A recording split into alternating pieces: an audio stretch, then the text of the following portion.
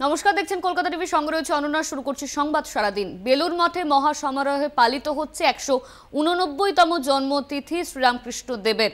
ভোরবেলা থেকে শুরু হয়েছে পুজো অর্চনা। শ্রীরামকৃষ্ণের 89তম জন্মতিথি উদযাপন হচ্ছে বেলুর মঠে।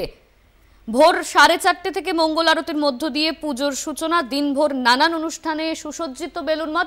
এই নিয়ে আমরা বিস্তারিত জানবো। আমাদের সঙ্গে রয়েছেন আমাদের প্রতিনিধি জগন্নাথ সামন্ত। জগন্নাথ, শ্রীরামকৃষ্ণ দেবের 189তম জন্মতিথি, আর সেই নিয়েই পুজো অর্চনা শুরু হয়ে গিয়েছে। ইতিমধ্যে প্রচুর ভক্তরা এসে উপস্থিত হয়েছে। কি চিত্র দেখতে পাচ্ছ? দেখো, একেবারে ঠিকই বলেছো। সকাল থেকেই হাজার হাজার ভক্ত সমাগম হয়েছে বেলুর মঠে। একদম অনুষ্ঠান শুরু হয়ে গেছে সকাল 4:30 থেকে মঙ্গল আরতির মাধ্যমে। 4:40-এ বেদ পাঠ, স্তবগান এবং 5:30, 6:30 অবধি উষা কীর্তন, বিভিন্ন অনুষ্ঠান আজকে বেলুর মঠে হচ্ছে। মূল মন্দির অর্থাৎ রামকৃষ্ণ মন্দিরে বিশেষ পুজোর আয়োজন করা হয়েছে বেলুর মঠের তরফ থেকে।